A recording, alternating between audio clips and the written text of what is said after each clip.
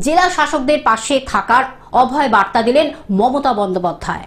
পাশে থাকার কথা অতীত ও সর্বস্তরের আধিকারিকদের অভয় বার্তা দিয়েছিলেন মুখ্যমন্ত্রী মমতা বন্দ্যোপাধ্যায়।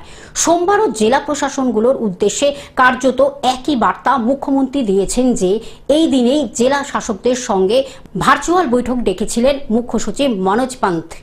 এই বৈঠকে কিছুক্ষণের জন্য যোগদানও করেছিলেন মমতা বন্দ্যোপাধ্যায়। পরিকাঠামো সংক্রান্ত কাজকর্মের বাড়তি জোর দেওয়ার পাশাপাশি এসআইআর সংক্রান্ত কাজে অফিসারদের পাশে থাকার কথাও বলেছেন তিনি। গত শুক্রবার অবসরপ্রাপ্ত আইএএস অফিসার সুব্রত গুপ্তকে রাজ্যের বিশেষ রোল পর্যবেক্ষক নিয়োগ করেছে জাতীয় নির্বাচন কমিশন।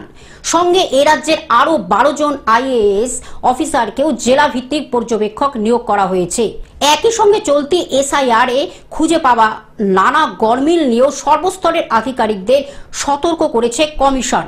ইচ্ছাকৃত ত্রুটির ঘটনায় পরিণতি যে কঠোর হবে দেওয়া হচ্ছে সেই সতর্কবার্তা। ও মুখ্যমন্ত্রী এদিন জেলা শাসকদের উদ্দেশ্যে জানিয়েছেন, ভয় পাওয়ার প্রয়োজন নেই, তিনি এবং রাজ্য সরকার পাশে আছেন। জেলা শাসকেরা নিজেদের কাজ করুন, ভয় ভীতি বা সতর্কবার্তায় যে আতঙ্কিত হওয়ার প্রয়োজন নেই তাও স্পষ্ট করে দেওয়া হয়েছে। আইন শৃঙ্খলার পরিস্থিতি বিগড়ে দেওয়ার চেষ্টা হলেও কাজে জেলা প্রশাসনগুলিকে প্রতিহত করতে হবে, এদিন সেই নির্দেশও মমতা বন্দ্যোপাধ্যায় দিয়েছেন বলে প্রশাসনিক সূত্রের দাবি। Bureau report, globe news.